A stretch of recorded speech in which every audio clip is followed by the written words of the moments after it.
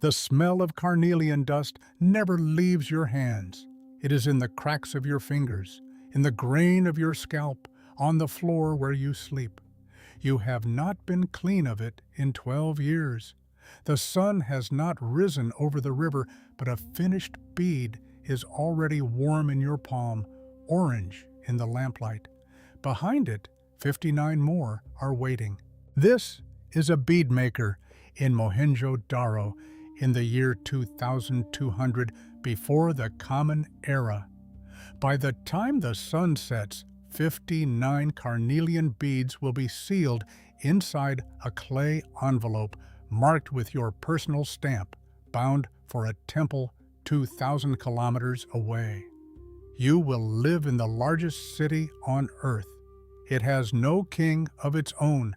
Everything you have been told about this day is incomplete. Today, we decode the real one. Mohenjo-Daro, around the year 2200 before the Common Era. Between 30,000 and 40,000 people live inside its walls. By the count of any reasonable estimate, it is among the largest cities on Earth at this date. It is one node in a network. The Indus civilization spreads across more than 1 million square kilometers, from the coast of the Arabian Sea to the foothills of the Himalayas, covering most of modern Pakistan and the northwest of modern India. Archaeologists have documented more than 1,000 of its sites. Walk any street in any of those sites and you will see the same brick. Fired clay laid in a ratio of 1 to 2 to 4. The same proportions in Mohenjo-Daro, in Harappa, 600 kilometers to the north, in Dolavira on the salt flats to the southeast. A standard enforced across a territory the size of Western Europe, 2,000 years before any Roman would think to do the same. The bricks are not the only thing that travels. Carnelian beads cut and drilled in workshops like the one you are about to enter have traveled far. They have been excavated from the royal graves of Ur in Mesopotamia. They moved by sea, down the river to the port of Lothal, then west across the Arabian Sea to the cities of Sumer. And in the lower town, on a side street paved with brick, the same size as every other brick in this city, a woman is grinding carnelian dust into the grain of her hands. She wakes before the rest of the house. The brick under her bare feet is cool, swept smooth by 12 years of the same morning. She crosses the courtyard in the dark, finds the water jar, splashes her face. The carnelian dust comes off her cheeks. It does not come off her hands. Breakfast is in a clay bowl on the bench. Yogurt, cracked wheat, a smear of fig pressed into the surface with the back of a spoon. She eats standing up. Her husband is still asleep on the other side of the courtyard. Her younger child is still asleep. Her older child is not. He is 9. He is in his second year at her bench. He comes out into the courtyard barefoot, his hair flattened on one side from the reed mat, and reaches for the bowl before he greets her. She lets him. He eats faster than she does. He has eaten faster than she does since the day he started apprenticing. She has decided this is acceptable because he works the full morning without complaint.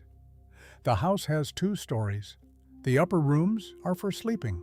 The lower rooms open onto the courtyard, and one of them holds the household toilet, a brick-lined seat connected to a drain that runs under the floor and out into the covered channel beneath the street. She uses it before they leave. The water she pours after her is the same water she washed her face with. They walk to the workshop together in the gray light before sunrise. At the bench, 59 beads are waiting. The 60th is in the firing pit, and she does not yet know that it has cracked. The workshop is one room, brick-walled, open on the courtyard side to let the light in. 6 benches, 4 other workers.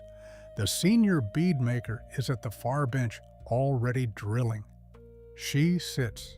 She fixes a fresh carnelian blank into the wooden vise on her bench, a small stone cylinder the length of her thumb, dull orange under the dust. She wets the tip of her bow drill with a paste of water and crushed quartz. She begins.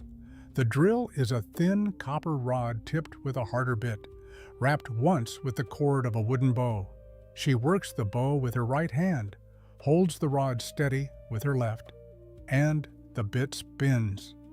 A high, steady whine fills the room. It is the sound she has heard every working day of her life. Around her, 4 other bows are making the same sound at slightly different pitches. Her son is at the low table beside her bench, sorting the finished beads from the last batch by length. He lays each one against a notched bone gauge, slides it until it matches a notch, sets it in the correct tray. He does not look up. The smell of the etching paste from the next bench, the alkaline that whitens the surface designs, is sharp in the back of the throat. Each long bead takes 4 days. 1 day to grind the blank smooth. 1 day to drill the channel through the center, working from both ends to meet in the middle. 1 day to paint the design in alkaline paste. 1 day in the kiln. She is on bead 41. Behind her, in the firing pit, the 60th is cooling. And then the senior reaches into the kiln pit, and her hand comes back with 2 pieces of carnelian where there should be one. If you have made it this far, you are exactly the audience this channel is built for. Decoded by Jack lives on the curiosity of people like you. Hit subscribe and stay with me, because in a few minutes I'm going to show you what archaeologists have spent a century looking for in this city and have never found. The absence is the discovery. The senior holds out her open hand. 2 pieces of carnelian sit in her palm, dull where the fracture runs along the long axis of the bead. She does not speak. She tips them into the protagonist's hand, turns, walks back to her own bench. The pieces are warm. The fracture is clean. The bead is not salvageable. She sits with the 2 halves in her palm and counts what she has. 59 finished beads on the bench, sorted, gauged, ready. 1 broken in the kiln. The order is for 60. The trader from the port will arrive within the week, and a replacement bead requires 4 days from a fresh blank. There are 3 options, and she works through them in the time it takes to set the broken halves down on the edge of the bench. She has shorter beads of her own from a personal stock kept for repairs and replacements. She could substitute one. The trader is unlikely to lay each bead against a gauge. He has a long route ahead of him and a temple priest waiting at the end of it. He does not have the patience to measure 60 beads at the dock. She could renegotiate the count, send word ahead, absorb the loss against next quarter's earnings, take the smaller payment. She could seal 59 and let the count stand. There is no overseer in this workshop, no official who walks the benches to verify the work, no royal inspector who will open the bulle before it leaves the city. The seal she will press into the wet clay tonight is her own mark, and the count it certifies will be the count she chooses. She chooses 59. She reaches for the wet clay. She presses her seal into it until the 4 signs of the script are sharp. She leaves the workshop in the long pre-monsoon light. Her son walks ahead of her, then behind her, then ahead of her again. The streets are gridded. Every corner meets at a right angle. Under the brick paving beneath their feet, the covered drains run quiet. The civic bath is at the end of her street. It is small, smaller than the one in the citadel that she has never been inside. Knee-deep water lined with brick, sealed with bitumen. The smell of the sealant is faint and tarry. She steps in. Her son steps in beside her. The water is cool against the back of her calves. She washes her arms first, then her face, then her hands. The carnelian dust comes off her arms. It comes off her face. It does not come off her hands. At home, the evening meal is on a low table in the courtyard. Lentils stewed with onion, a piece of dried fish from the coast, the salt of it sharp against the lentils, flatbread torn and passed. Her husband is back from the copper quarter, his own forearms streaked with the green of his work. Her younger child sits on his lap and reaches for the bread. She eats. She does not mention the broken bead. She does not mention the count of 59. The decision is sealed in clay on the workshop bench. The bench is 100 meters away through quiet brick streets. Tomorrow the trader from the port will arrive. After the meal, she lies down on a reed mat under a cotton sheet. Her son curls against her side. She closes her eyes. Decoded 1. They plumbed their cities 2,000 years before Rome. That is the day. Now, let me show you what archaeologists have spent a century digging out of this city and what the digging has revealed. Start with the bath, not the small civic pool at the end of her street, the big one in the citadel above the lower town. It's a precision-engineered rectangle of fired brick, 12 meters long, 7 wide, 2.5 deep at the south end. The bricks are sealed with bitumen, joint by joint, so that the pool holds water without leaking. It predates any comparable Roman or Greek civic bath by roughly 2,000 years. Now pull back. The toilet she used this morning, the brick-lined seat that drained into a covered channel under her street, is not unusual in Mohenjo-Daro. It is standard. Private toilets in private homes connected to a city-wide drainage network with inspection manholes built into the brick paving. Michael Jansen and others have mapped and documented this network across decades of excavation. And the brick itself, 1 to 2 to 4, the same ratio in Mohenjo-Daro, in Harappan, in Dolavira, in 1,000 smaller sites across 1,000,000 square kilometers. The Romans would not enforce a comparable building standard across a comparable territory for another 2,000 years.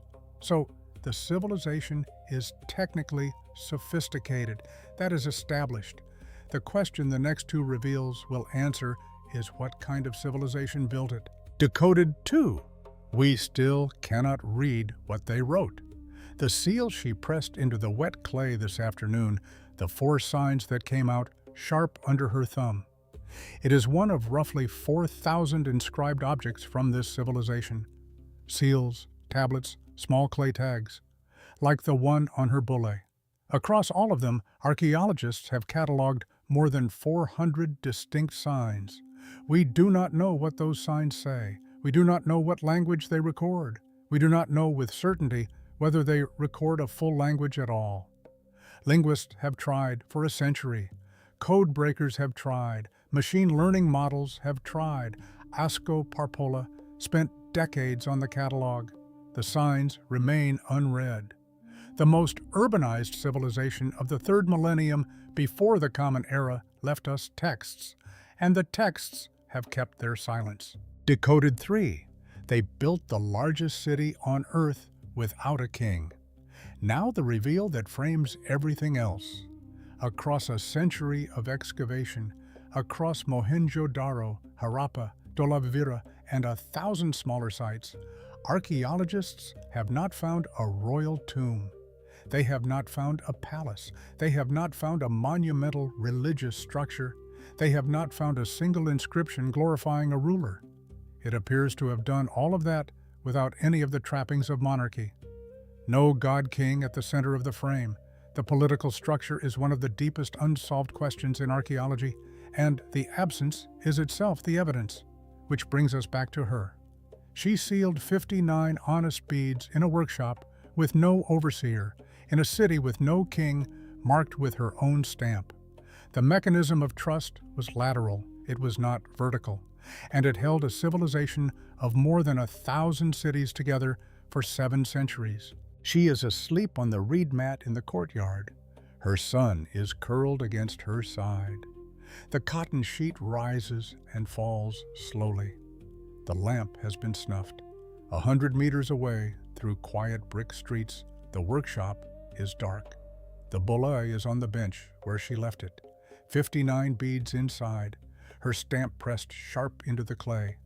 4 signs of a script that no one alive can read. 42 centuries from now, her name will be lost. There will be no inscription to recover it, because in her city, no one wrote names that way.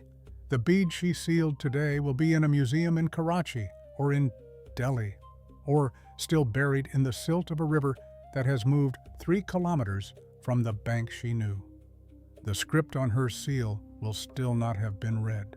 The city she lived in will be a World Heritage Site visited by buses of school children, and the question of who, if anyone, was in charge of any of it will still be open. In the courtyard, the cotton sheet rises and falls. Her son does not stir.